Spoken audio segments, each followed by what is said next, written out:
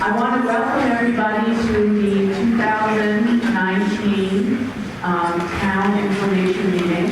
And we are being broadcast live on BCTV. And I just want to let people know that it is being interpreted by our ASL interpreters, but they will not be seeing it live this evening. There was a technical glitch. But anyone who needs the ASL interpreter when this broadcast is restreamed or on television, you will be able to see it. So we hope you will tune in, and thanks for bearing with us. My name is Kate O'Connor. I'm chair of the Brattleboro Town Selectboard, and I want to introduce the other people at the table.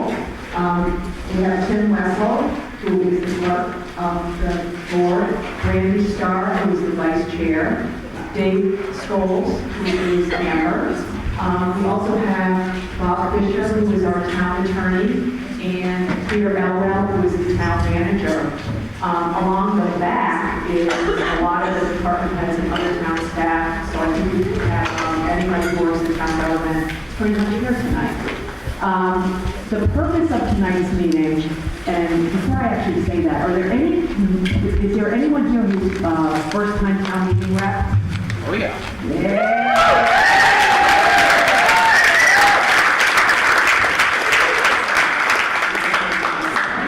Thank you, and welcome. The purpose of tonight's meeting is, as it's called an informational meeting, is for us to give you information about things that are to be talked about at town meeting. It's not a time for debates, it's not a time for motions, it's not a time for votes. We want to save the real fun stuff for actual town meeting. And if I intervene or if any of my fellow board members intervene and cut you off, please don't hold it against us. We just want to make sure that the good points that you're going to make is actually made on the day that the debates and the votes and the motions will be made. So what we're going to do first is go through the budget. We'll go through a summary of the budget, and there will be time. What we'll do is go through first the revenues, and then we'll take a break and have people ask any questions that you'd like. Then we'll go through the expenditures. What I'm going to do is make sure that I know what page we're on in the big green book, so you're not looking wondering where we are. And if you do ask any questions, please just, if you're looking at a certain page, also remember that there's a big book and you can get time to use it for everybody. And if at any time somebody can't hear me, just yell out. We have to get very close to the mic, so if I stray, please let me know. What I'm going to start on is page 77. That is the summary of the revenues, and anybody is looking for the full budget, it starts on page 79, but I'm going to be looking at page 77 to start with. This budget, we worked, I don't know, we had 10 or so meetings to put the budget together. The town staff did a great job presenting the information to us, and I think we feel confident as the town staff and as the board presenting this to you this evening. The budget that we are proposing has revenues and expenditures equaling $17,914,897. That's a $158,982 increase from the FY19 budget. That increase is an increase of 3.44 cents over FY19, and that, if you're calculating what your taxes would be, that's a $34.40 increase for every $100,000 of your property value. Property taxes that account for the revenues that we have equals $15,198,202. And property taxes take up account for 85% of our revenue in this town. I'm going to start right from the top, and I'm just talking about property taxes, and we'll go through the downtown district, which is an $80,000 appropriation I don't know how many of you are aware that we're going to have designated downtown, and because of that, there's a special assessment for only downtown property owners, so this is not a tax on anyone in the town. And there is a downtown organization, downtown Brattleboro Alliance, that puts a budget together, and this year they requested $80,000. Rooms and meals tax in the town of Brattleboro, we are able to collect 1% over what the state takes, and we are estimating, or town staff is estimating, that that will be about $420,000 of revenue this year. It's gone up sort of exponentially, so we're hoping that it's more than 420 this year. Payment in lieu of taxes is $160,000 that we receive. If you go to penalties and interest, these are when, let's say, bad people don't pay on time. These are the kind of things where we get this from finance, listers, and police. Fee for services. These are fees that we pay whether,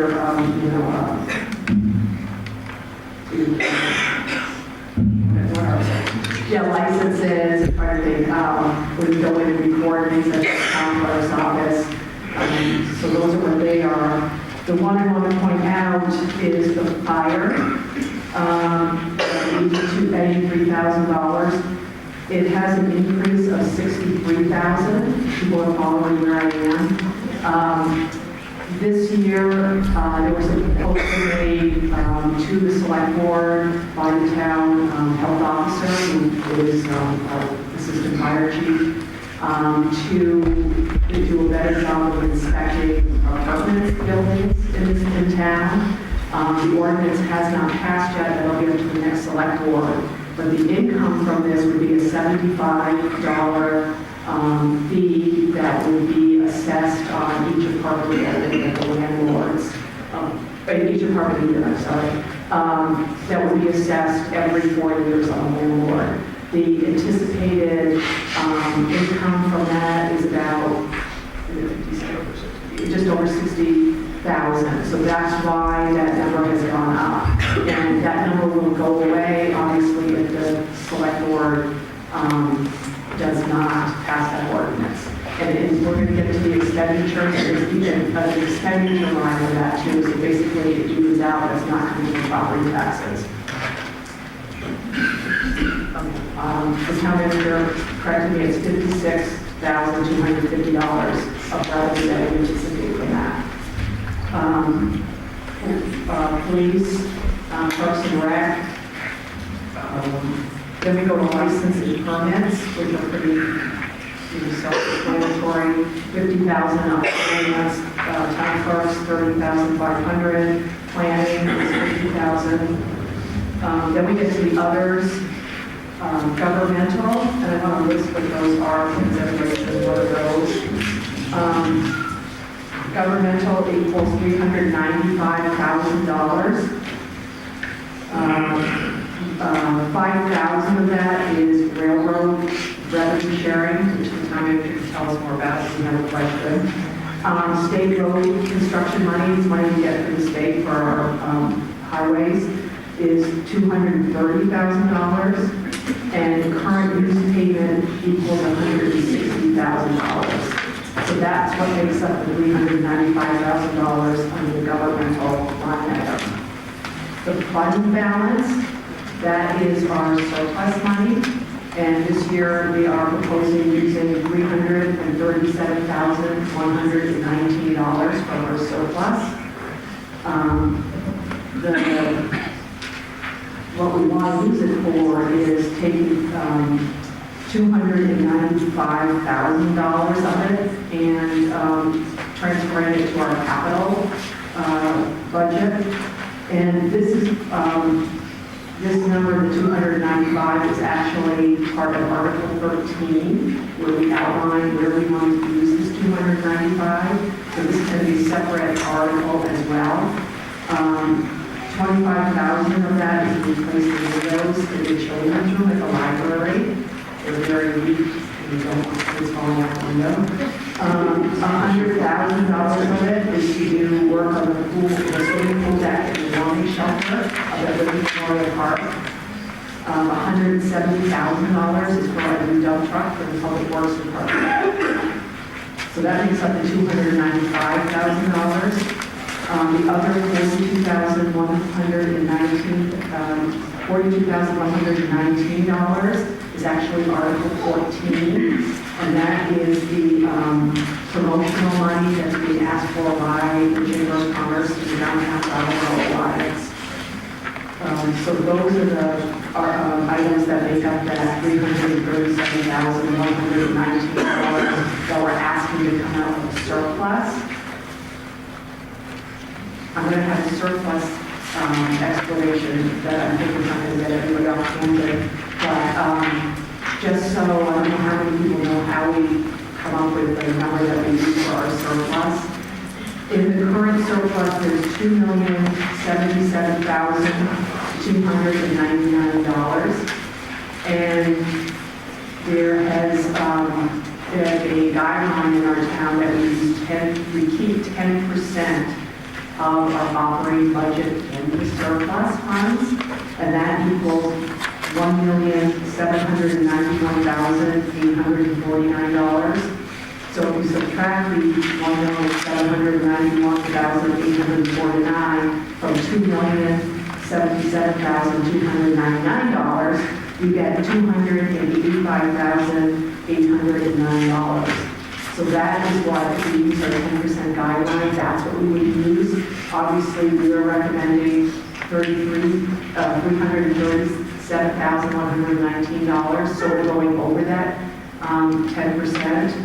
That brings us down to 9.7%, keeping it in. But we feel that these are the things to go on.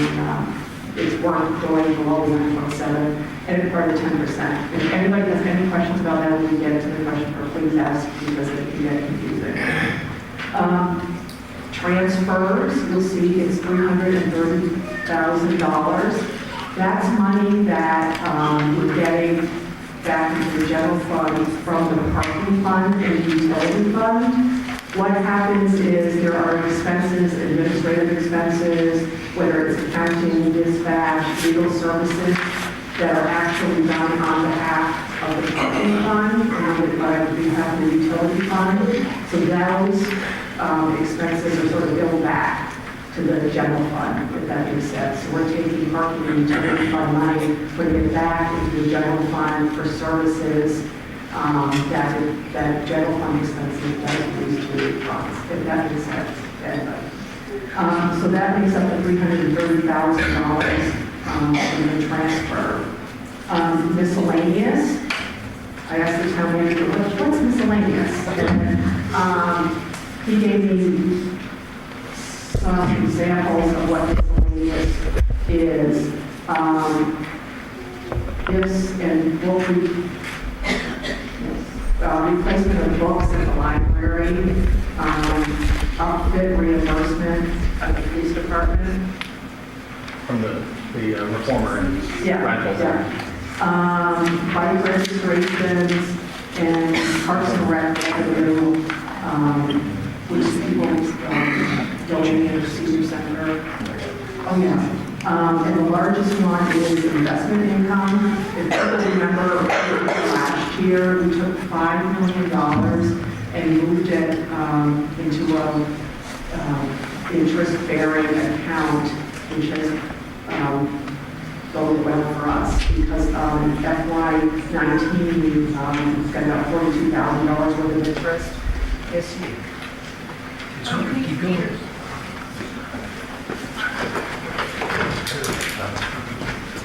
Thank you, Randy. You're okay. Thanks.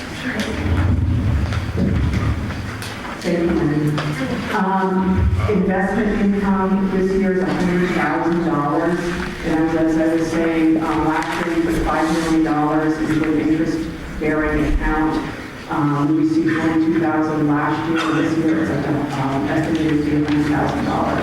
So that's $58,000 extra dollars.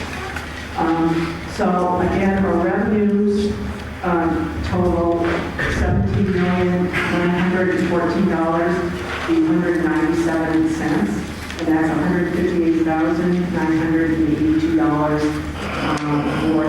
FY19. So that's the revenue budget summary. It's literally a summary. So if anybody has any questions about anything in the revenue department, we are happy to take them now. Yes, yeah. Well, come up, in order to ask you to come up to the microphone and tell us who you are. Okay, where Oh, right here. Because you're on live on CCTV. Yeah, I know what I'm doing. My question is on the in lieu of taxes. I was looking through the book to see, I think the retreat is one of them, and others. My comment is, let's renegotiate some of it. Good idea. We wish we could. Are there any other questions on the revenue side? Yeah, come on up. Mr. Clinton. Does rooms and meals taxes include taxes for beds and breakfast? It does now. The state has required Airbnb, they have an arrangement with Airbnb, that Airbnb automatically collects the taxes from anybody who's on the platform. And right now, other Airbnbs are supposed to be taking taxes. Oh yeah, rooms, meals, and alcohol. But yes, Airbnb. But the question is, yes, Airbnb, at least from the platform, we know we're getting it, and other places are supposed to. But I actually checked with the tax department to make sure that that was so, and they said it was. Yes, Chris? I have a question about when we would start seeing the fruits of 1% local option sales tax, if that were to pass. When would that go into effect, and when would the cash hit the books that you expect? If that is approved, it'll go into effect on July 1st, and so the revenue would apply to this fiscal year, that is the budget that you'll be considering at town meeting. Are there any other questions about the revenue? Seeing none, then move on to page 78, which are expenses.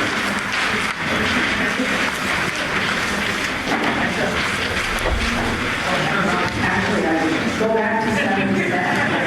I missed the whole lot.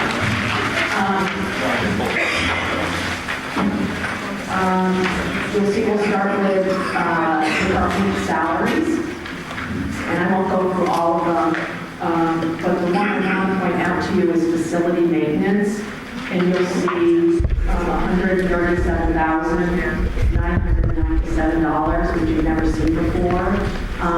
That is for salaries and overtime for maintenance staff. It used to be broken down by each department, but now they work as sort of their own little department unit. So all of the overtime and salary costs are dropped into this line item. There are other contracts, maintenance contracts or supplies that are still in the departments, but it's the salaries and overtime that is that $137,000.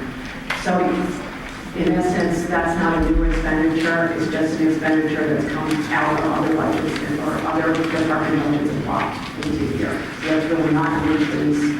It's just another way of accounting for it going forward. So I'm not going to read through them all. If anyone has a question, feel free to ask. And as you can see, that's $7,286,132 is what we pay for salaries and department heads. And that's the top of page 78. Oh, I'm sorry, all employees, for our department staff, is what I meant to say. Then we have employee benefits, and as you're going to know when you look at this is one of the reasons that we have increased this year. I'll make note of health insurance.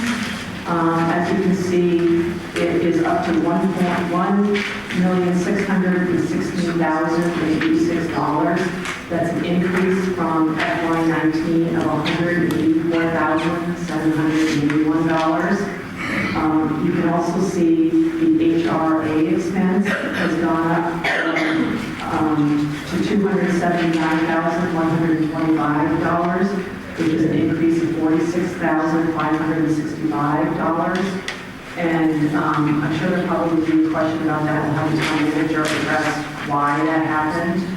But those are employee benefits equal $3,286,711, and that's an increase of $233,771. And again, as you know, that's mostly because of health insurance. And I'll have the town manager, if you want to address that right now. Sure. While we're there, you can. So I'll point out one additional line that's relevant to the explanation I'm about to offer, which is the opt-out HSA line. The HSA portion of that, the health savings account, was created about 7 years ago as an employee benefit when the town switched from a more traditional health insurance program to a high deductible health insurance program. So the town created at that time a health savings account benefit and contributes money to employees depending on whether they're in single coverage or in family coverage is a differential amount. But basically the benefit is provided at the beginning of the year to pay a portion of the deductible, since it's a high deductible plan that is paid by the employees and their families. At that time, the HSA and the amount paid by the households paid everything up to the deductible with Blue Cross. And then regular insurance kicked in after the deductible. About 3 years ago, we created what's called a health reimbursement arrangement, the HRA. We did that in order to stabilize the health insurance premiums because the town had some experience in prior years with significant increases in the cost of the health insurance. And by basically self-insuring a layer and having the town pay bills, taking the deductible level to a higher level than what it already was, but maintaining the same exposure for employees and our families, the town picked up a layer in between that employee exposure and the new deductible. By doing that, we achieved a savings, a fairly significant savings, in the premium cost with Blue Cross. And because not every employee penetrates the HRA layer or uses up much of the HRA layer, there's actually an overall cost savings for the town by switching into that partial self-insurance. That worked really well for the first couple of years of that program. In fact, on 2 separate occasions, we implemented it, and then on 2 separate occasions actually increased the HRA layer. The first time fairly significantly, the second time just a little.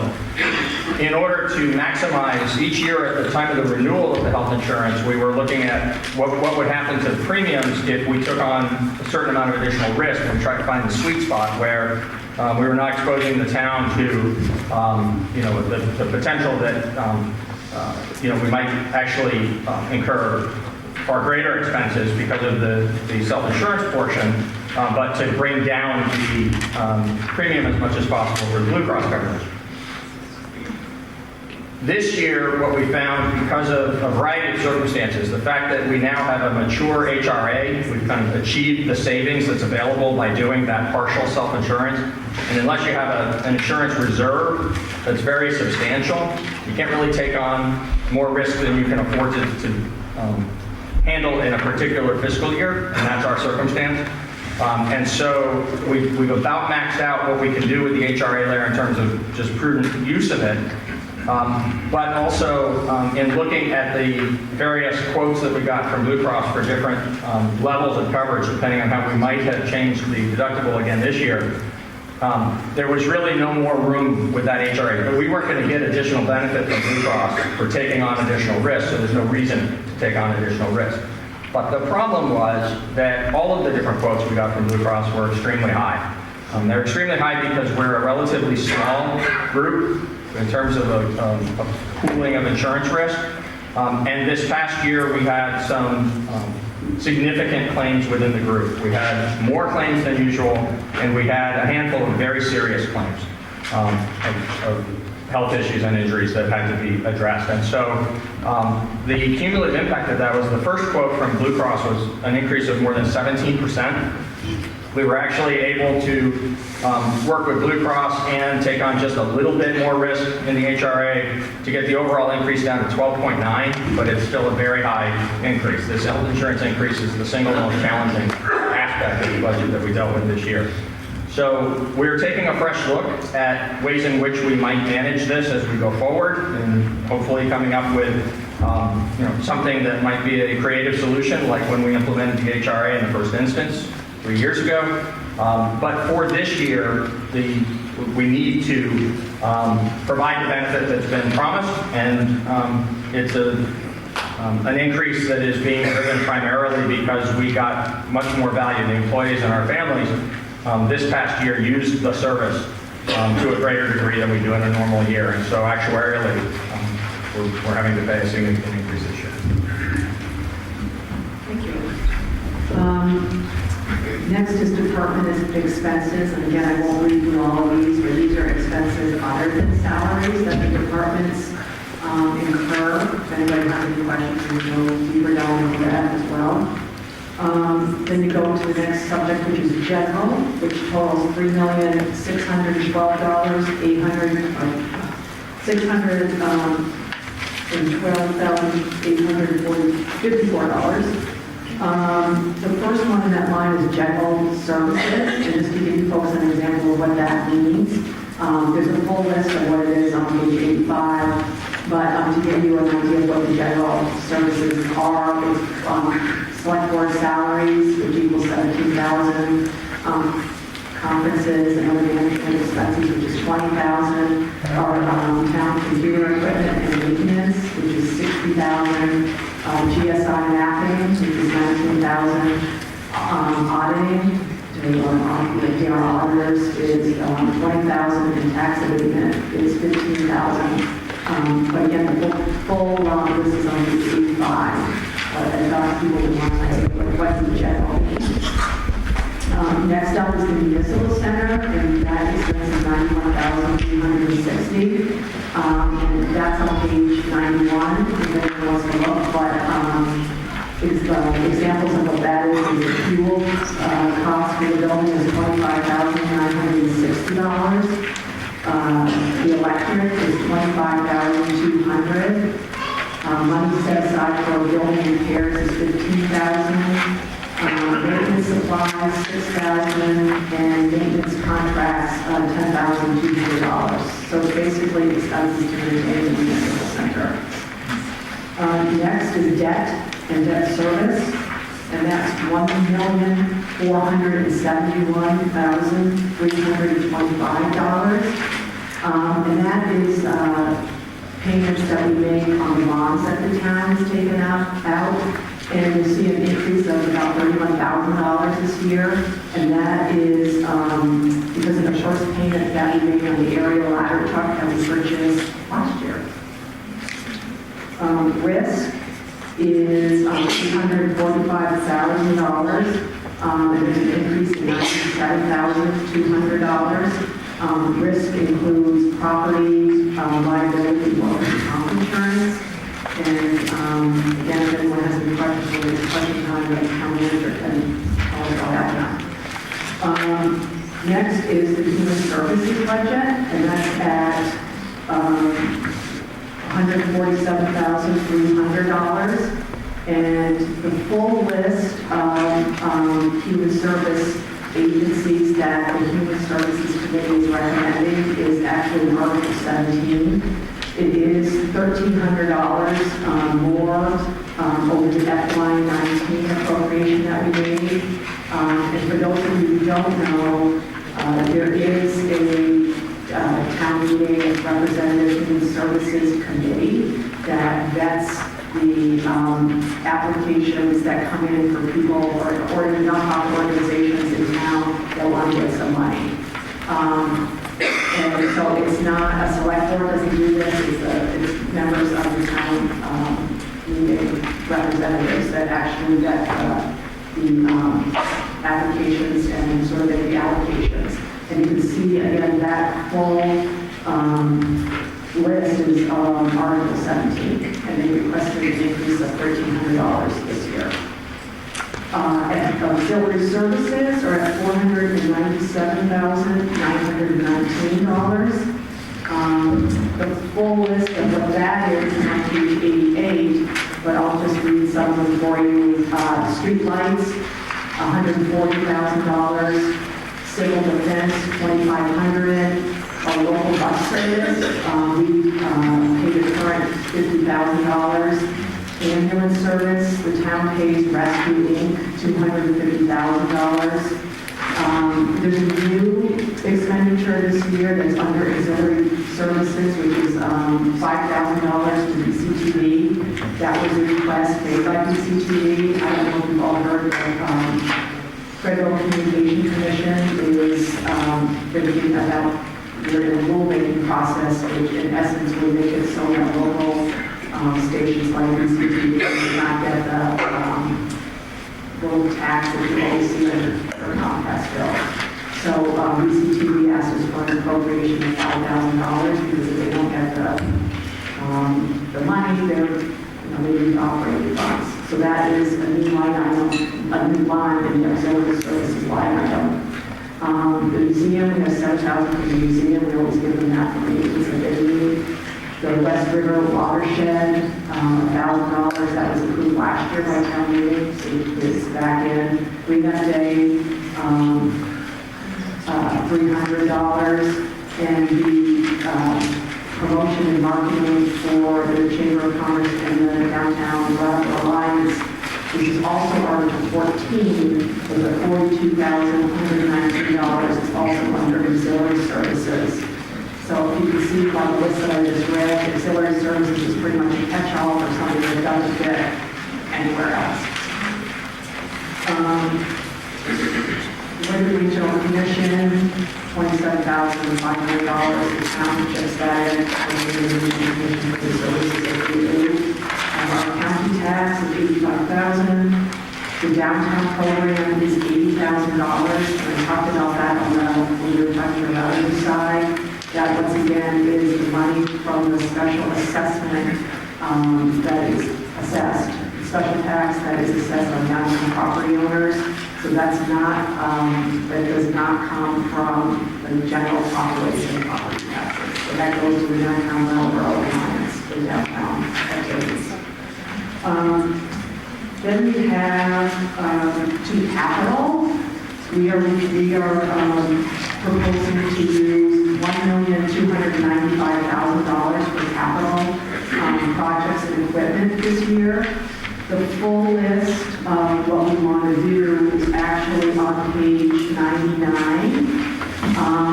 We are proposing $800,000 in projects and another $495,000 in equipment. We have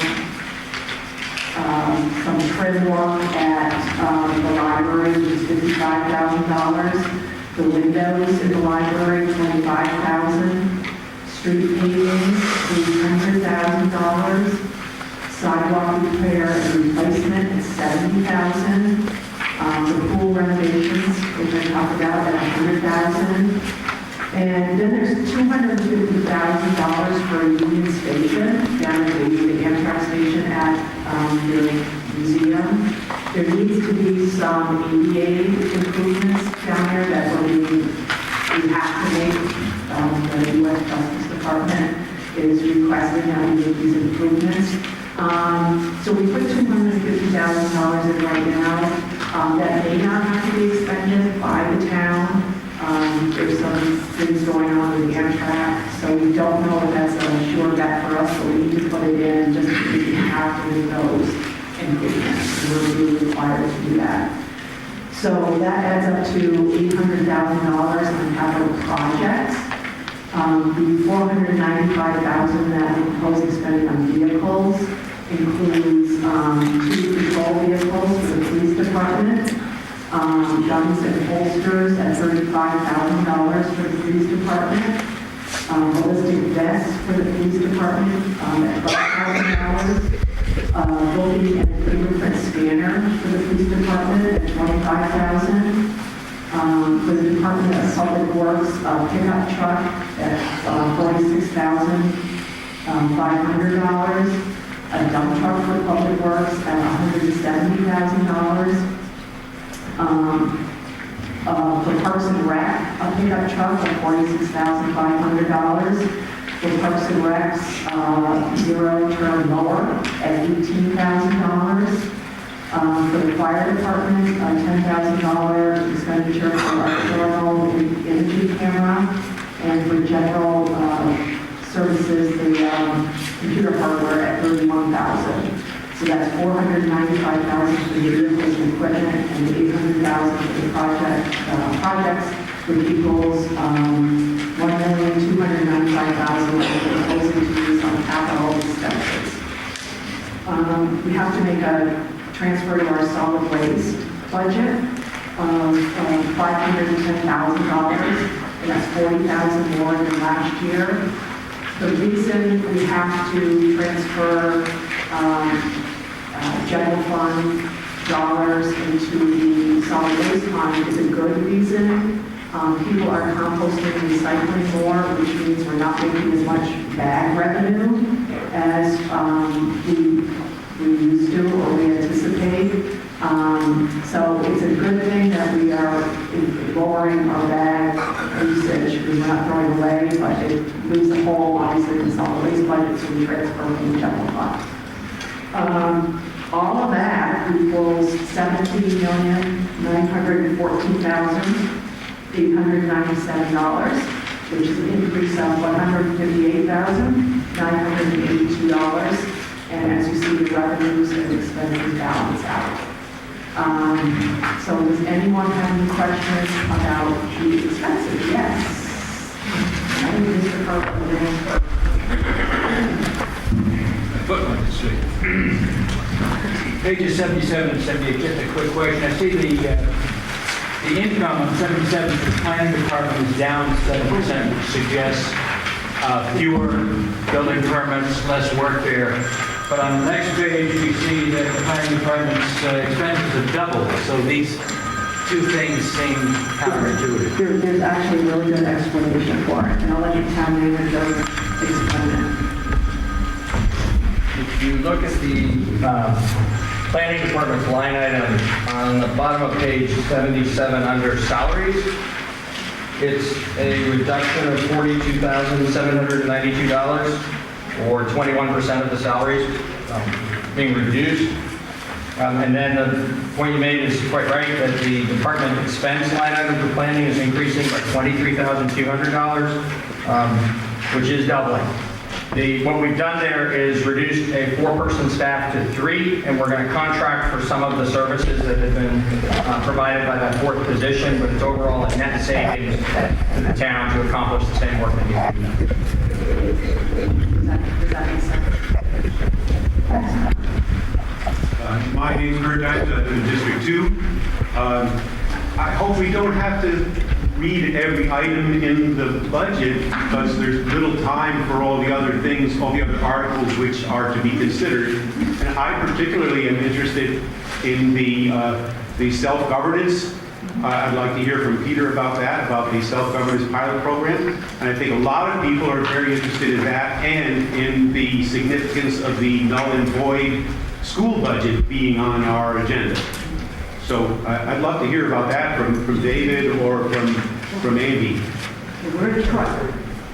But am I right that we can ask questions about anything? What?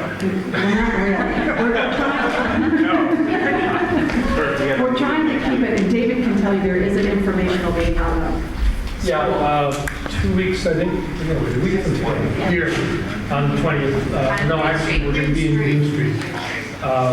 The school district will be presenting our budget. We're going to take 2 paths. We're going to behave as if the merger is going to be delayed and approve that, or have that budget voted. And at the same time, we're moving forward with creating the new district and getting the people elected and getting a budget prepared for that. So that we've got money to spend on June 1st, when July 1st, when it becomes due. So town meeting, we'll have a very full conversation about that. will we be debating on it and then saying, oh, it's null and void, like it seems to be listed in the book? No, we don't get to say whether it's null or void. The court, the state of Vermont gets to say that. Okay. And about asking questions, this meeting is for asking questions about any article on the RTM ballot, That is right? correct. Thank you. Yes, you're welcome. Does anyone have any questions about the expenditures? I'd like to hear about the pilot program from Peter. Yeah, we want to get the budget stuff done first, and then we'll move on to the other things. So we're talking about expenditures. I'm sorry, I have to explain the answer to that. Sorry, it's actually an income question. I was curious about where the fund million is being invested, if there's any report on sort of what that money's going towards. So, Oh, the money we put into the $5 million? yeah, where and how it's being invested and what kind of, I guess, pieces. So it's not like, excuse me, it's not like in equity investing or that sort of thing where you're picking and choosing investments. It's actually invested in savings and loan in a fully insured, collateralized account. It's just that by putting in the amount of money that we did and into the particular place in the array of options within the savings and loan, we're able to get a larger interest rate than the very little bit we were getting on where it was before. Great, thank you. Sure. I saw another person. I actually wanted to just ask the same question. I was just curious. Microphone. Oh, yeah. Nobody can hear you when the TV went on. Thank you. First time. Yeah, if you could tell us who you are. Thank you. Adrestea Andrews, District 2. Thank you for your heads up. It's my first time. I was curious about the doubling rate of the investment, and perhaps she asked that question and you answered it with the amount that you're able to receive from their investment amount. I'm sorry, I didn't hear that. I was curious about the inspiration for investing double the amount, and perhaps you just answered that? Yeah, so it actually was something that was a recommendation from the finance department, who saw the opportunity as interest rates started to increase, saw the opportunity to actually take some money. We have enough of a total balance, not just in the general fund balance, which Kate referred to earlier, but other balances that are commingled among town funds. We had enough money that we would keep enough money in the sort of daily liquid fund and be able to put some other money away into something that earns more, but is still fully collateralized in a safe place. So it was advised, it wasn't like... So it wasn't putting more money into investment, it was putting some of what we already got invested in a better place to earn more interest. Yes, thank you.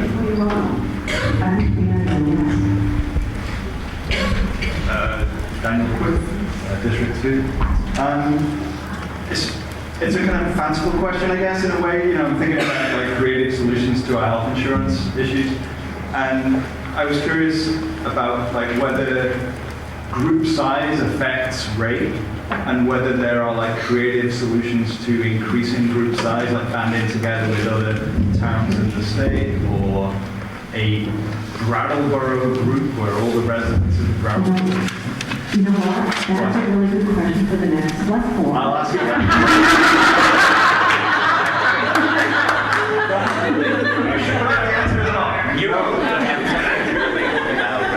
Hi, I'm Ricky for District 2. Wait, one second. Peter's going to answer the question. Hold on. Give one second. So one quick answer for the benefit of the body.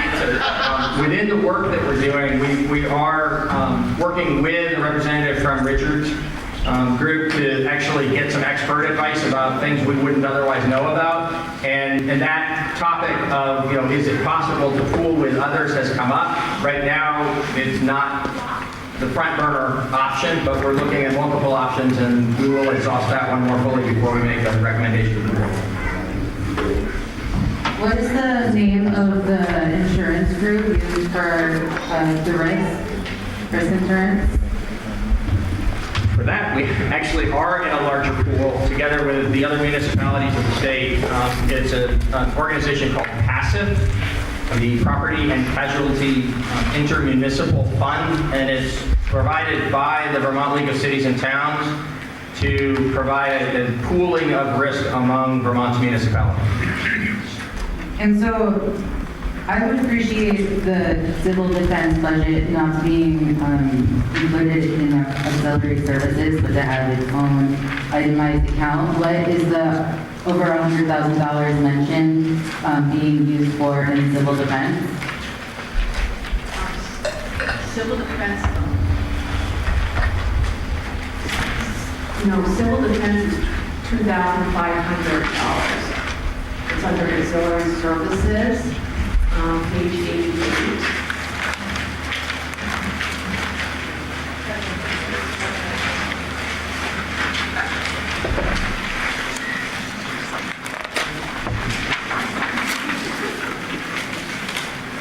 See that? If you go to page 88, under auxiliary services, it's right under street lights, it's the second line. So what is the $2,279 for civil defense being spent on? Primarily training and occasionally small items of equipment. And what is the current value of the police artillery? I don't know the answer to that. I'm not sure that the chief would know the answer to the valuation of it. Because I've been asking questions about the $35,000 gun proposed budget, and I still haven't been responded to with an answer about what the decommissioned guns, the $35,000 worth of new guns, where they would be sent to, or how they would be used. And there should be accountability to be responsible for answering that. The chief is here, so maybe that's a question we can get answered, not right now, because of, but we can get that question. Why not right now? Well, I don't know. It's an expenditure-related question that the public deserves to know. Can you, I don't know if the chief is ready, can you answer that question tonight? I honestly didn't hear. What was the question? To repeat the question was, what is the current value of the police artillery? Artillery? Yes. Zero. Arsenal? The weapons, the guns? Not just the guns, but can you itemize between the guns and the rest of the weapons, the value? Not the top of my head. I can discuss. Well, you could talk to the mic so that people at home have to. Perfectly, thanks for Can you answer as a question of what happens to old guns when you're no longer using them? Yeah. Basically, what we do is we contact various dealers, and we have a trade-in value that goes towards the purchase of the new weapons. So they're old, they're 10 years old. I can say the last time we did a trade-in value, we got approximately $150 per sidearm that we traded in, and that went to the purchase of the new weapons. Does that help a little bit, Ricky?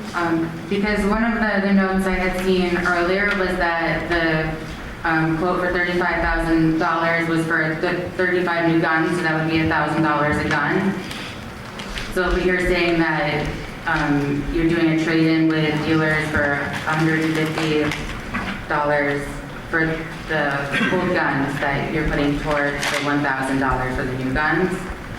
So those dealers, do you know if there's any contract obligation for those guns to stay in country, or do you know if they ship them out of country? No, I have no authority to regulate what they do with their weapons.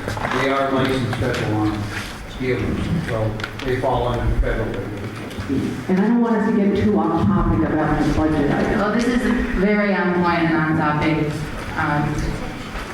So if you could get back to make a public statement about what the current police artillery value is, that would be appreciated. So reps should really, not just reps, but residents in our communities, we should really consider how much in weapons are being invested in, especially when private usage is being more restricted.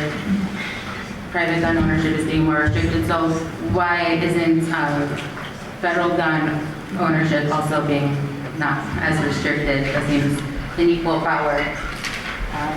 Those are my main questions. Okay, thank you. Does anyone else have any questions about the expenditure in our FY20 proposed budget? There's a couple more budget-related things that I want to bring up to everybody. There's some expenditures that are actually in the warning that are not included in our final budget. And there are 3 of them. One is Article 18, which is a $4,000 proposed appropriation to kids' place, and Article 19, which is a $12,200 proposed appropriation to the visiting nurses of Vermont and New Hampshire. Page number, please. 17.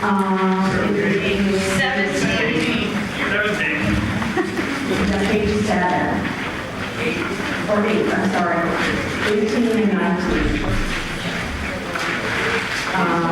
Articles 18 and 19. And last year, those were included in the human services budget. This year, they are separate. Both organizations missed the deadline to submit their applications to the Human Services Committee. So the Human Services Committee denied their applications because they were late. These 2 organizations came to the select board and asked to be put on the warning. So those are why those 2 are separate and not included in the budget. Also, Article 20, which is also on page 8, which is the $10,000 for climate protection.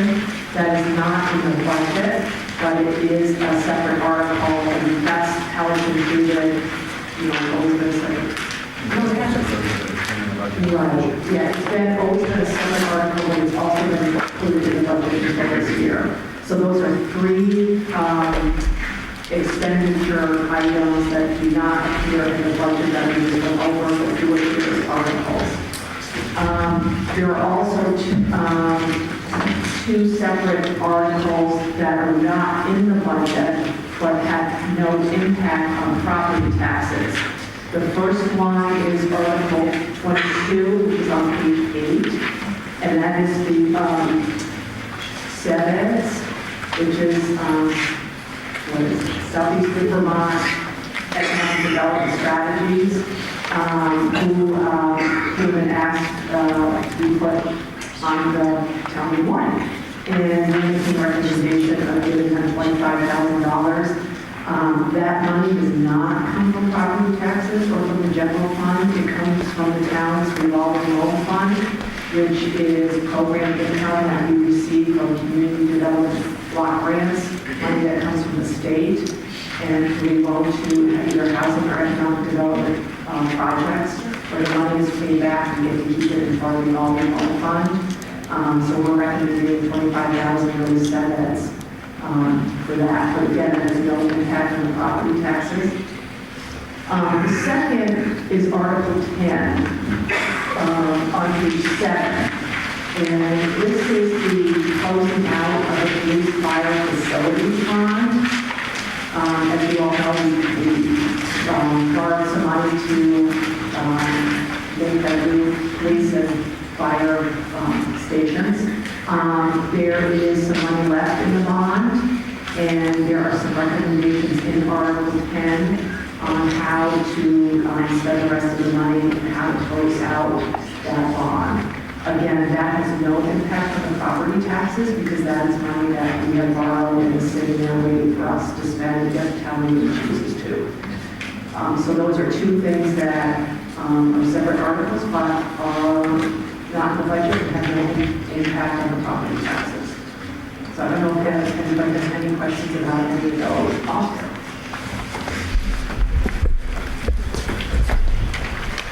Hi, Oscar Heller, District 3. My question is about Article 10, sort of generally. If some of that bond money is unspent, what happens to it? Thank you. So,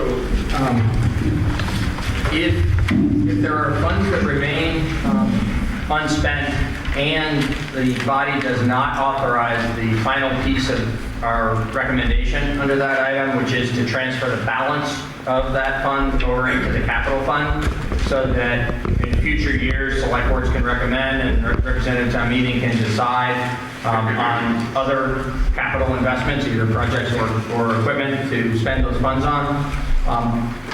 If neither thing happens, if it's not authorized for something specific this year, and it's not authorized to be transferred over into the capital fund, then it would simply remain in the police fire bond fund to be spent on future expenses at those facilities.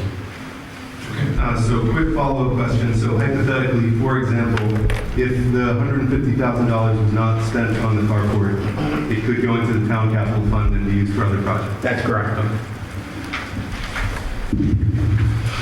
Are there any other questions on those items? All right, seeing none, I'm going to answer Kurt Diamond's question on Article 23.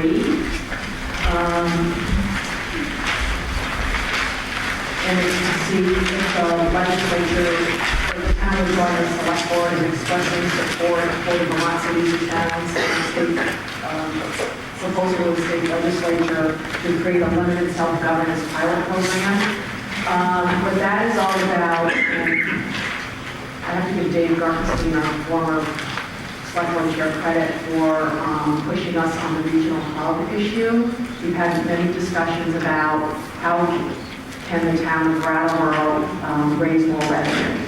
And Peter has been working with similar towns, town managers and similar towns. And at the same time, the Vermont League of Cities and Towns has put a proposal to the legislature that would allow certain municipalities, it's like a pilot project, to collect fees or do other things that right now we can't do because we're a Dillon's rule state, which means we can only do things that the town and the state permits us to do. Not a home rule state where we can do things that they're only prohibited from doing. So what we did as a select board is we have supported that legislation. Hopefully we can give towns a little bit more flexibility to do more than we can do now. Supporting the legislation as a select board did, and if town meeting approves this, does not mean Brattleboro is automatically going to be one of the municipalities selected. It is a pilot project. But that's why I'm not supposed to get into why we're doing what we're doing, but that's what this Article 23 is about, seeing whether the town wants to support the legislation that's currently being proposed a month later. Yeah. Don't go advocate. I'm not going to advocate. One quick sort of clarification on what Kate just said. All of that was correct. I wanted to make sure that you knew that on the question of whether or not Brattleboro would be able to participate in the pilot project if the legislature approves that there be a pilot project, that would become a separate question for a future town meeting. The legislation has been written in a way that any town that wants to participate in the pilot project would have to submit a proposal to the state, and the way in which a town would be authorized locally to submit such a proposal is by its town meeting approving the, an application filed.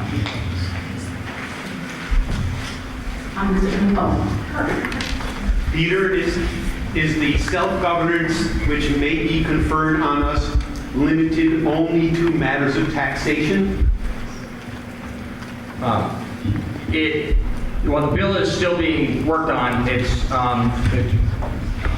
looking promising in the Senate, and we hope that the Senate will complete its work within the next couple of weeks and send it over to the House. In its current condition in the Senate, it would certainly be broader than just for revenue raising. It would actually offer the opportunity to provide services also that in a more efficient manner in many cases, and to provide services that we're actually not allowed to provide in some cases. So I know that's kind of vague right now. In an advocacy context, we can have a more detailed conversation about the kinds of things that we think would be very valuable for the town to be able to exercise some self-governance authority over, and why we think that, at least more broadly for the question that's before this year's meeting, why it's important for municipalities to support having the legislature allow a pilot project. Can you name one thing besides taxation which we might be concerned to legislate? Yeah, the stop sign. I think what we don't want to do, Kurt, is go down this path where we're not talking about this at town meetings. So I just want to be really careful. I mean, if you can think of one thing. Sure. Well, so I'll say three really fast. Parking, traffic transportation related issues, and code enforcement issues. In all three of those areas, there are structural inefficiencies built into what the state requires municipalities to do just to be responsive to community concerns. And so we're eager for some flexibility there. Thank you so much. Yes. Margo.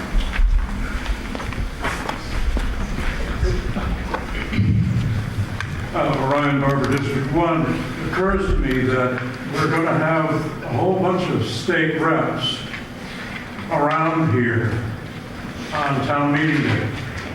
And if we have questions about what this legislation is going to look like, those are the people to ask.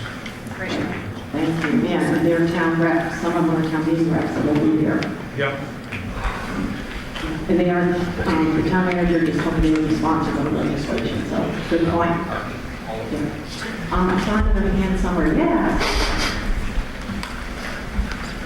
Hello, HB Lizito, District 2. This is maybe an open meeting law question. I've been receiving a lot more email this year to as a town rep than ever I can remember in years past. And I know we've talked about this at various times. I'm curious about open meeting laws, and is it because we're all BCC'd? And can you provide some clarity? Would be great. Our town attorney is ready. It might be. Thank you. We do want to be careful with regard to discussion. Once that, as I understand it, these emails were positions that were taken and sent out. But what we don't want to do is then have a discussion of more than a quorum of the public body, which then gets us into having an unwarned, supposed to be warned public meeting. So to the extent, I think that's why that was done as the BCC, so there cannot be the reply all. But same cautionary tale that I gave last year, we don't want to get into discussing through mediums like Facebook and the like. So I guess a follow-up question, since the entire list is public, I wouldn't have to reply all to that email, but I could grab the entire list and make a new email. I guess, am I correct that I could not respond with thoughts to a position that's been taken, or I could? I've been not responding at all because I don't think I should, but I don't know. I think if you hit reply, because the blind copy, yes. The reply is one-on-one reply. But there's nothing wrong with any person in a body giving his or her position with regard to an article or anything that's up for town meeting. But what you don't want to do is be discussing that. So when it falls into the discussion, that's when there's the problem of potentially violating open meeting law. This gets into the very gray area with our modern technology, and we admit that. I don't think we have a great resolution, either statewide or locally, for that. So that's why I say proceed with caution with regard to that. Will do. Thank you.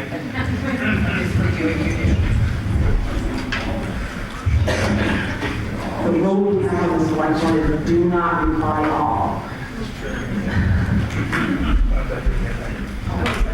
I see the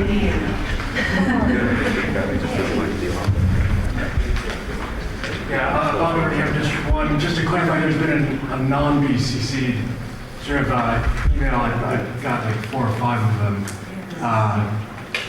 So, yes, I think the question was seeking some sort of best practice. I would agree with this, do not. Right, I think it's the same, yeah, it's the same that we do, we just don't reply all. You know, if you want to reply to that one person who sent it, but don't hit, the minute you hit reply all and start having a conversation about it, when you get into the murkiness. Save it all for a week from Saturday. That's really the safe way. On the floor.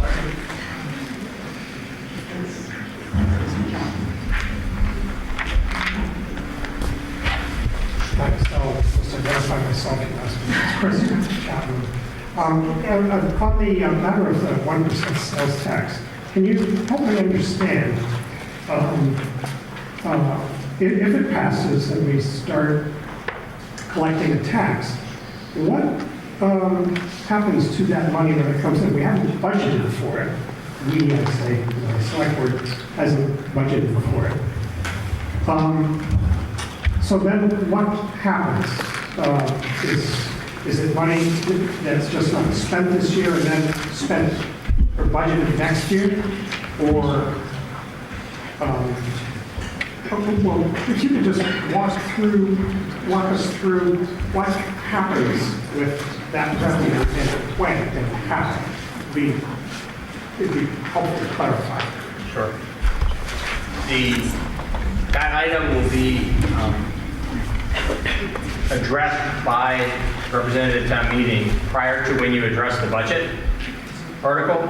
And so, forgive me, there's a sort of arcane piece of this I have to say to make sure that you understand sort of the fullness of it.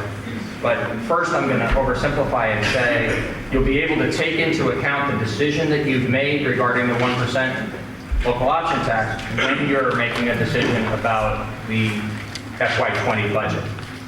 But having said that, the arcane but very important piece about your action on the budget is you as a body have the authority to decide what the total budget is going to be. And you authorize the taxation that is then levied in order to collect enough funds to provide all the services that are provided through the town's operations.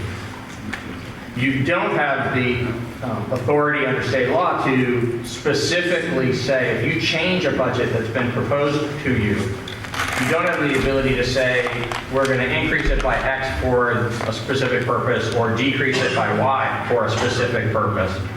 You have the authority to increase it or decrease it as you see fit. And then the select board has the responsibility to manage within the amount of funds that you've authorized. And so often what happens and what might happen, depending on how things go a week from Saturday, is that there's sort of implied intent from discussions that occur at representative town meeting and decisions that are made there. But in fact, the final bottom line answer to the question you've raised is the select board that will be seated on March 25th would make the ultimate decision about what adjustments are made going forward in the implementation of the decisions that you make on March 23rd.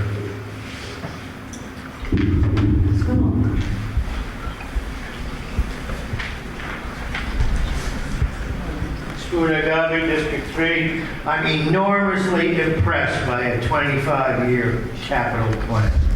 I never thought I would see the day. I am having a little trouble reading it. I don't. The bottom line of the 25-year plan doesn't correspond to the same as the 5 years in the book, and I'm just wondering whether what you have here is what it would look like if we had a plan like this all along. It's two separate things. So you'll recall that a few years back we separated, instead of just having a transfer to capital, we do a transfer for capital equipment, and we do a separate transfer for capital projects. That was very intentional because we knew that as we improved our work in these areas, that we would make progress faster in being very intentional and thorough and transparent about what's going to happen in the future with a replacement of equipment, because it's just much clearer about life cycles for equipment and expectation for when we're going to have to spend that money. The projects plan is much more difficult to forecast, really frankly both short-term and long-term, while we're still catching up to infrastructure needs. As we get more and more on top of the condition of our infrastructure, we'll be better at forecasting the project, but we won't ever be able to look you in the eye and show a 25-year plan with a level of confidence for projects that we have in what you've received related to equipment. So the two are in very different places right now. We have a very high level of confidence, and we look forward to having more discussion. It doesn't really directly affect the decisions you're making this year, but it'll start to have importance next year and very much so in the years beyond that. We look forward to having those conversations around the content of the 25-year equipment plan and why that type of planning in an area where we can be more certain is so important for us. But the big asterisk on that is over on the project side, we're still in a mode where we're looking a few years at a time at doing the most urgent things to keep up with our needs. And as we get continuing to make progress on that, we'll be able to look a little further ahead and have a better plan for projects. But it won't ever be a 25-year capital plan for both types.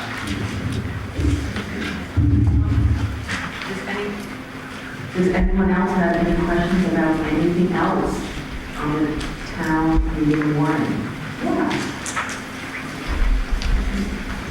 Hi, good evening. My name is Judy Guerrero, first time rep. And excuse my ignorance here, but I keep going back to the $5 million that town has invested as a pure interest rate value. But the question I had was, has the town also given any consideration in terms of how the money, or once invested, where the money is invested? So to be, as responsible town, for us to be aware of socially responsible investments, and does the investment meet our morals and values of the town we hold dear? We don't know where it's invested by the savings and loan. Our investment decision was to place the funds in an account at the savings and loan, but we'll make an inquiry about that. It's the second time it's been asked this evening, and we'll find out what we can about how that particular, they offer different types of accounts, and I'm not sure what they'll be able to tell us about how that particular pot of funds, where our $5 million is in with lots of other people's money, but to the degree that they can compartmentalize that piece and tell us how they invest those funds, we'll give you an answer between now and the 23rd. I have something that I could use to clarify. I worked there for most of my life, I think, before going to human services. So the money is in a money market account, but a bank money market account is not like a money market account that you're putting with your 401k. It's FDIC insured. It's basically under the heading of a checking account, but you're not allowed to just use it willy-nilly with a debit card. There's a federal amount of transactions you can use through it. And the money that is invested in accounts such as checking and savings accounts at Brattleboro Savings and Loan does not go out into other investments, if that helps at all. So when you're thinking of it, don't think of it as a money market account that's going into the investment market that you're watching the rates go on. It's literally just a checking account that pays a higher rate of interest and has a federally regulated amount of transactions that come through it. You're welcome. Sure. I am right, am I not, that Brattleboro Savings and Loan is a local bank? That's correct. Yep. So we're not investing our money in... Over 100 years. Wells Fargo. Yeah.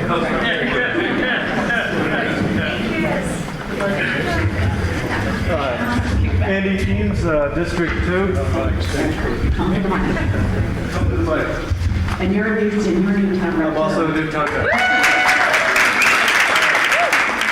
I just had a question on capital equipment, vehicles and equipment, if we assume the same rate of resale value as the firearms that were described, so these are $1,000 new firearms that are old versions are being sold for $150 a piece roughly.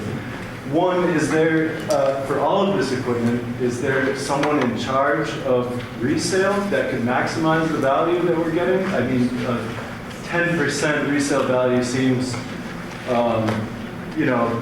relatively low. And also, are there documented faults with all of this equipment, or is this regularly scheduled maintenance that we're screening for? Or, are the police department's pistols actually jamming out there? That's all. I'm sorry, I didn't hear the last part.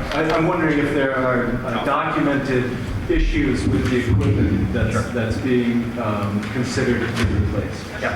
Yes, so it's actually a combination in terms of the planned scheduled replacement versus replacement for something that's simply worn out. There's a combination of things going on here. If you have a question about any of the specific items, there are department heads who can speak more explicitly to those particular items than I can. What I can tell you is, while the 10% recovery may be disappointing for the weapons, it's actually not uncommon for us to get less than that back because we try to use things up pretty thoroughly. So the exception to that would be pieces of equipment that we see beginning to require more maintenance, where we expect that very significant increases in the cost of maintenance for a larger piece of equipment, like the dump trucks, for instance, where we expect that that's going to cost us maybe tens of thousands of dollars to keep on the road in the near future, and it's coming to the end of a scheduled expected useful life. We'll go ahead and trade that in and get a better value on it before it starts to be all used up. Thank you. Sure. Does anyone else have any questions about things? Yes, come on up.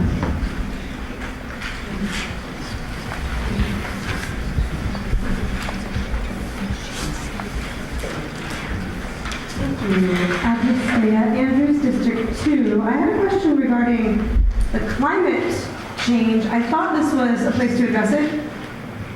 I was particularly interested in the activists' nature and what they've learned experiencing with the public and how their efforts come across. Like, what does it take to alert a person on the street how drastic the need is to do something about the environment? What are your experiences with talking with people on how to effectively address the drastic measures we need to enforce? And that's a good question for town meeting. Not here. Yeah. I apologize. That's okay.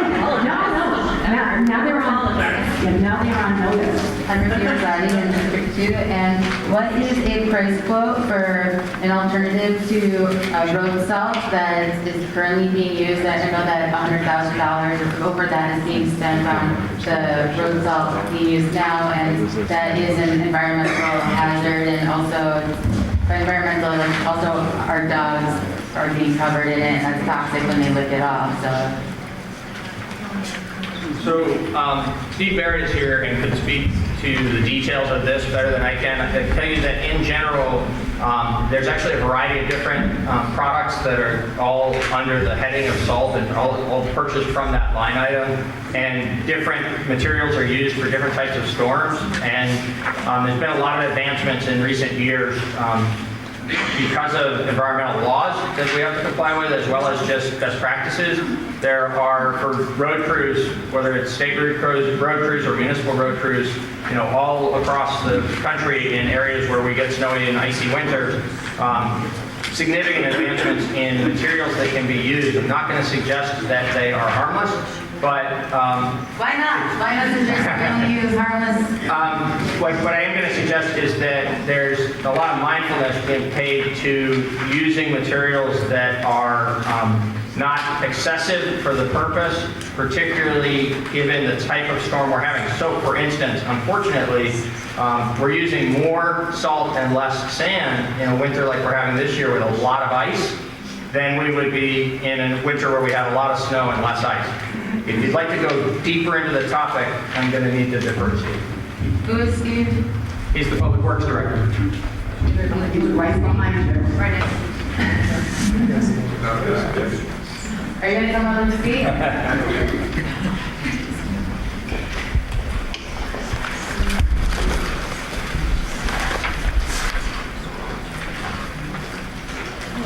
Steve Barrett, Director of Public Works.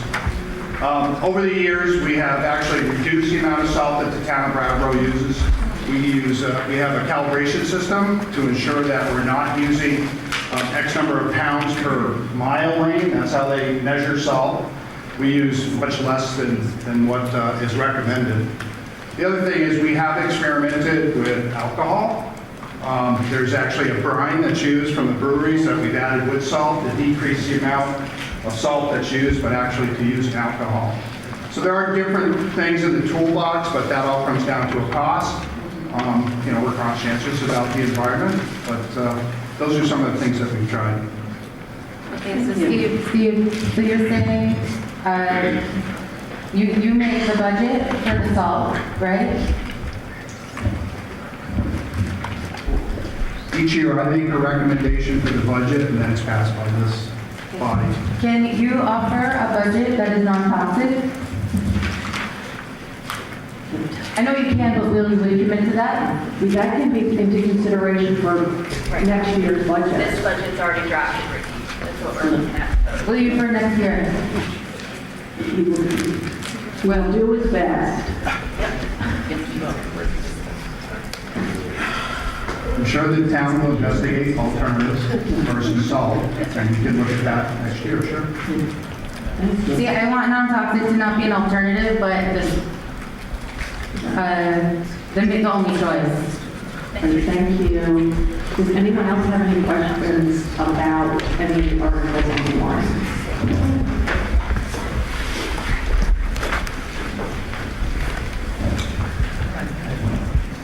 Hi, my name's Gaia. I just saw under Article 20 that there was proposed $10,000 to be added to the budget for sustainability and energy efficiency measures. And I was wondering if there was anywhere in the budgets from years past or for this coming year that outline pre-existing initiatives directed at those fields for sustainability and energy efficiency to the degree that the capital fund outlines demands and proposed budgets for police defense equipment. Is there that level of detail in regards to energy efficiency and sustainability initiatives? We have a $2 million energy efficiency plan. That's not this budget. No. But you're not talking about the $10,000, are you? Yeah, I thought you wanted to know in general what the town does for sustainability. You're just talking about those 10,000. No, well, the 10,000 is listed as being specifically for sustainability and energy efficiency measures for the discretion of the select board, and I was wondering if there was any other money in the budget that was allocated for those initiatives already. Yeah, I mean, there is, and we had, how many years ago, a couple years ago, there was an energy expert who came in and did an assessment of all town buildings, and we put $2 million into capital projects to fix, whether it's the windows in the Gibson Center, or, a new boiler for the First Memorial Library, and that's just an ongoing plan, so the town has made quite an investment. Yeah, amazing. Is there a place where all of that information is accessible and Yeah, you'll want to look at the energy audit that was completed to be able to actually see the recommendations there, and then we'd be happy to provide you, there was a report we did for the select board in looking at this question sometime last summer, I don't remember exactly when, but that would give you the update about what's been implemented from that and what still remains to be implemented. Okay. We'd be happy to provide all of that too. Yeah, is that available on the town's website? It probably is. I can't tell you with pinpoint accuracy where to go for it. So if you want to be in touch with us at the town manager's office tomorrow, we'll make sure that you get what you're looking for. For sure, I'm very curious, and I'm also interested. Is there any? Am I interested? I am interested. You get bit closer and you won't have to turn it up. It's a sound system. Get closer.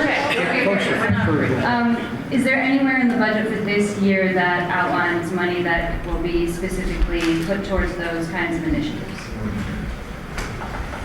Like in the budget that is in that book? This year, there are no new expenses towards that set of projects. We have completed some of the major stuff. The remaining major ones, there are minor things that are done, like for instance, the windows that get replaced at the children's room will be replaced with a better quality, more energy efficient window, just as the very large ones down in the main room were this past year. So we'll make some marginal improvement there, but that's not strictly speaking an energy efficiency project. It's a required maintenance project. Right.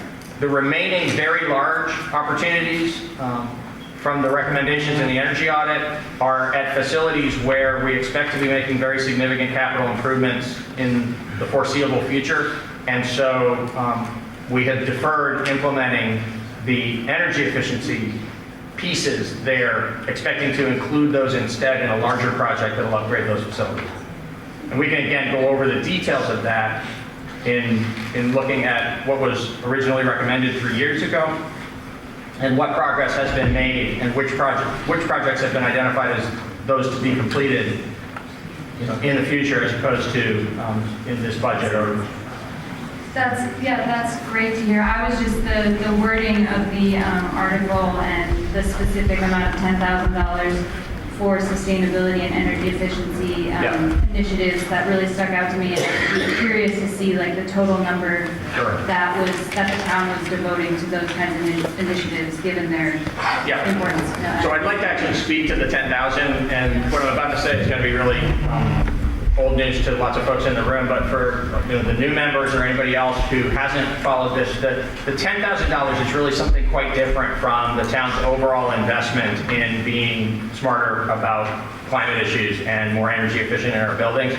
The $10,000 was first appeared, I think, about a decade ago. There are people in the room who will know that deeper history better than I.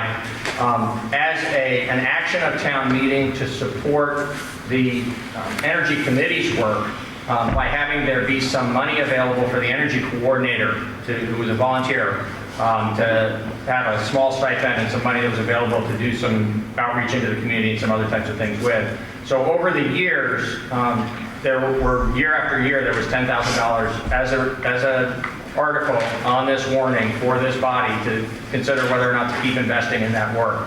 The last couple of years, unfortunately, it's been a little more up and down in terms of the work of the Energy Committee and the work of the Energy Coordinator, which has been a position that hasn't been consistently filled. So there was a long period of time when it was a relatively consistent thing, and it was every year. There was sometimes some debate, sometimes not, and it was always approved for the $10,000. Last year, there was quite a long debate about the $10,000, and it was approved, but there was concern expressed by the body about the lack of specificity about exactly how that money would be used. And that's why this year the board decided that we didn't want to take the $10,000 question all the way off the table, but the board suggested that instead it should be on as its own separate decision for town meeting, but not a part of the budget, because we don't have a specific plan for how that money would be spent. So is there a proposal that will be presented at the representative town meeting for those funds? There might be, but it's not on the agenda. But what has happened in the last couple of years is that there's been conversation about expanding beyond just looking at energy and looking at the whole realm of what sustainability for community needs and means. And there are lots of models, and there are lots of towns that have adopted various programs and different accomplishments and successes. And there's a group of people who are looking at gathering information to help inform the conversation that will happen this summer about whether to have a sustainability coordinator. And we didn't want to put it on the budget this year because we didn't really know what it was going to be about. But I'm certain that a lot of that information will come out of the town meeting when this comes out. Great. Just so everyone here knows, I helped write one of the articles on the warning, the Article 25, I believe. So if anyone has any questions about that, I would happily answer them.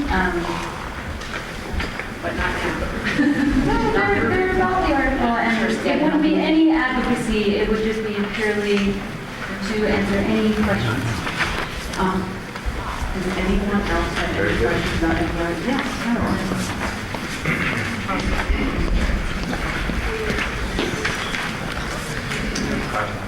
Hi, Andrew Marshall, District 3. I have a question about the mechanics of voting. This isn't the appropriate time. I'm happy to have my question answered at some other time. But we'll yell at you if you're okay, yeah. Make me feel very ashamed.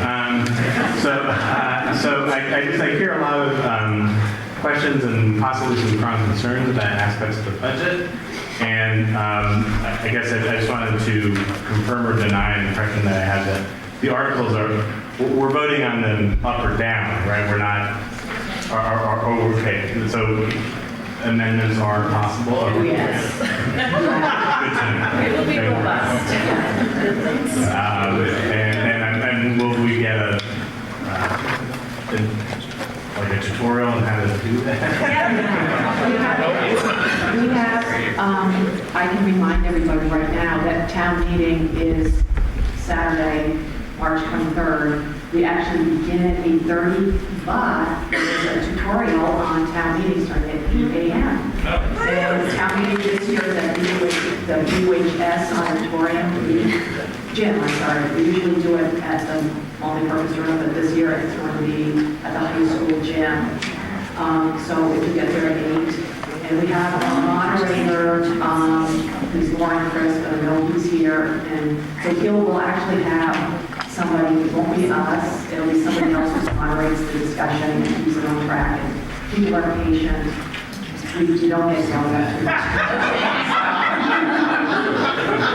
So just a quick follow-up, or maybe Tim will. I was just going to advocate for, it's incredibly helpful, I think, to go back to VCTV and watch last year's or the year before or whatever, because you really get a sense for how it goes. And short of like studying Robert's rules, you really don't need to, because our moderator does a great job sort of walking everybody through that process. But go back and watch last year's town meeting. I mean, all 9 hours. All 9 hours.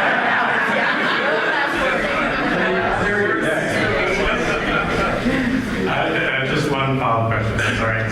So line item changes to the budget are possible or no? Okay, that was my question. Thank you. Those were good questions. Okay. Anyone else? Kurt? Oh, no. Is it Kurt? Oh, no, I'm sorry. Andy. Kurt's, it looks like Kurt's arm. We have the same arm. You're Is it okay for me to just mention, sort of emphasize the meeting next Wednesday that sort of says in the handouts is not happening? So people read carefully what you receive coming in tonight. You might go, oh, that's not happening this year.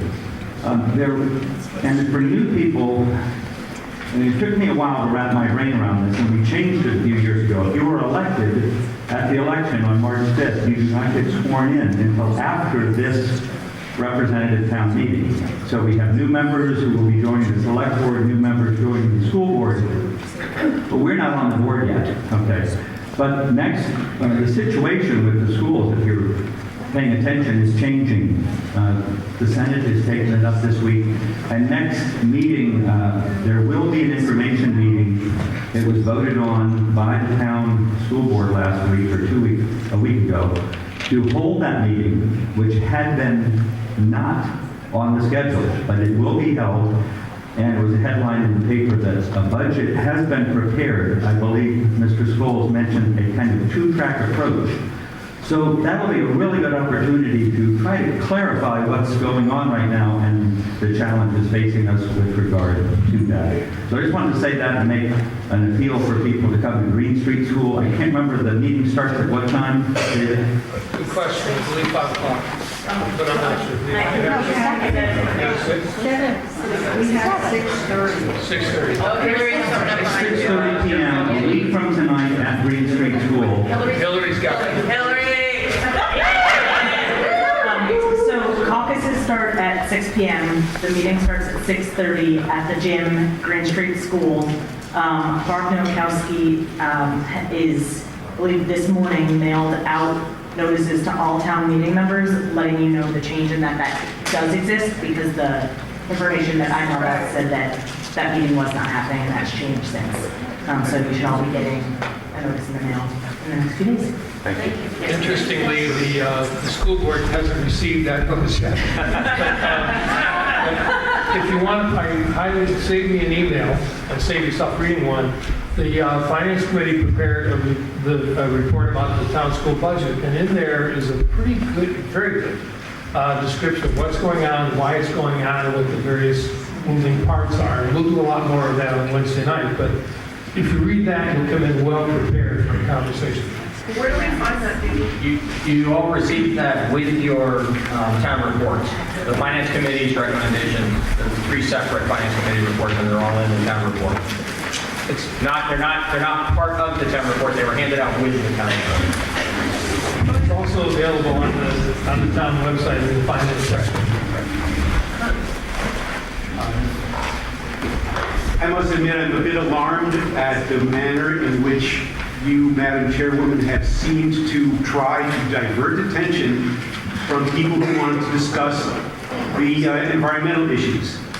And I would remind everyone at this body that this occasion here is for the discussion of any article on the agenda for the 23rd. Isn't that right? Yeah, we said that. Yeah. And what we're asking is not to have debates on issues, or have, say, debates to the floor and You gotta let people speak once before you declare them not to debate things.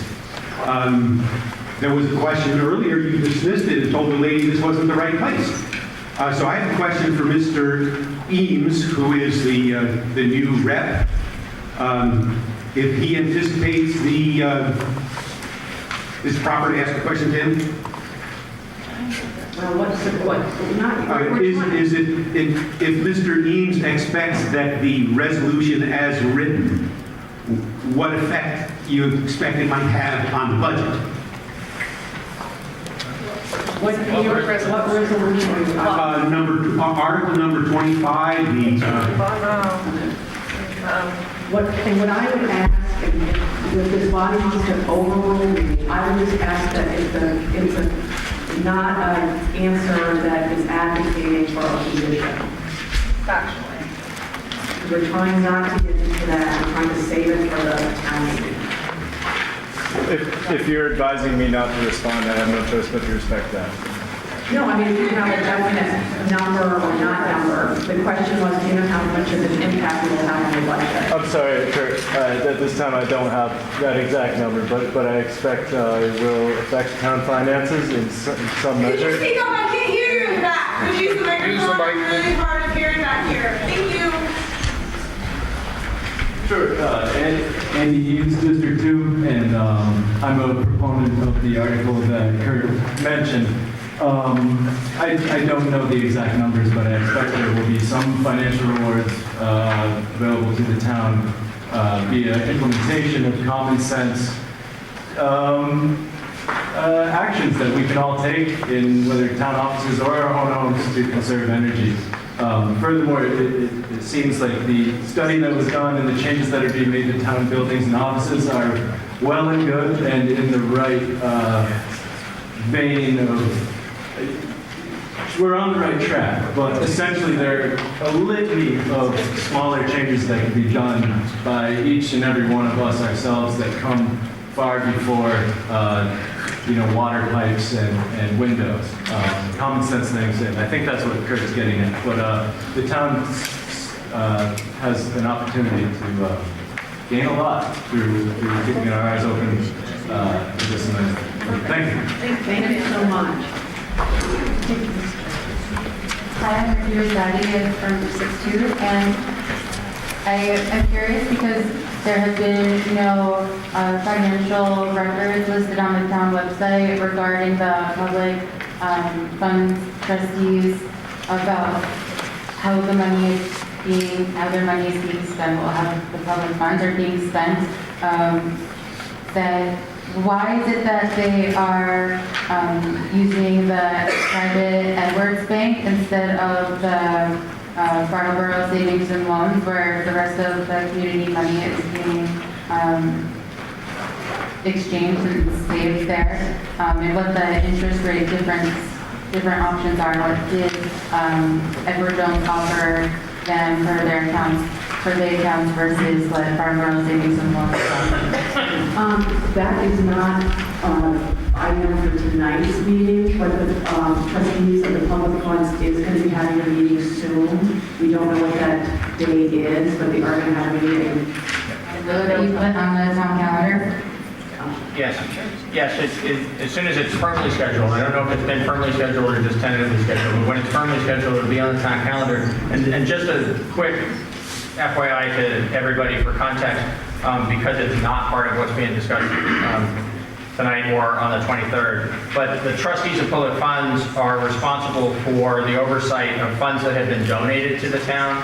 So it's an important role, but it's a very small subset of town finances as compared to the. I think they're dealing with about over $200,000. So. Thank you. Anybody else have any questions about any warrant items? So when you say firmly scheduled, do you mean like officially, like what is the minimum amount of warning time the public has so that they can see in advance that when they're being scheduled for? I believe it's 48 hours. Looking down at Bob. Sure, yeah, 48 hours, but what we usually do, almost always, except when there's extenuating circumstances, is Friday, all the meetings for the following week are warned. So when this meeting has been firmly scheduled, it'll be warned to the public, likely on a Friday, to be held the following week. With like a necessary 48 hours time. The minimum is 48 hours. Well, no, it's actually 24 hours. Sorry, minimum is 24 hours. We do it on Fridays. Does anyone else have any other questions to deal with any of the articles on town meeting? Hi, I'm Sonia Silver, District 3. I have a question about Article 20 and your explanation about it. Did you mean to imply that you probably would not be replacing the energy coordinator this year and that you'd use the funds for something else? Or did you not mean to imply that? I didn't mean to imply that it wouldn't happen. I meant to indicate that it's not explicitly or solely for that purpose, and that's why it's been worded to be for energy efficiency purposes to be used at the discretion of the board. The board could decide to commit that to an energy coordinator in the manner that it has been done in the past.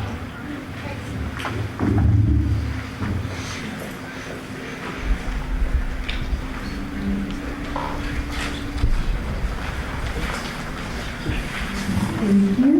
Stan Andrews, District 2. I thought I heard you mention the energy coordinator position was a volunteer. Did I hear you incorrectly? Yes. So that appropriation would not then be delegated toward that position, or it could pertain? It could be. Because in the past, the energy coordinator has been the recipient of the $10,000 to either use for paying themselves or for other projects. Okay.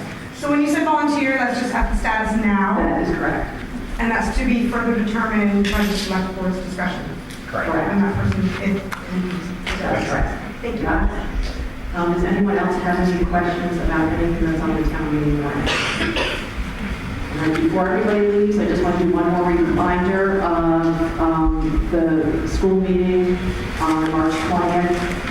Before that, Hillary mentioned at 6 o'clock there will be caucuses because we still need 4 representatives for District 1, 2 representatives for District 3. So we have friends, family, and colleagues who can tell how great it is to be at town meeting. Get them to come. And just a reminder, town meeting is March 23rd. UHS Gymnasium, 8:30 we start, 8 o'clock we learn more about town meeting. So thank you everybody for coming. Oh, Hillary has something. I just want to add to that. Just a reminder, as you are talking to your friends and family and colleagues, at the information session on the 20th for the school, as well as representing the town meeting, there is free childcare available.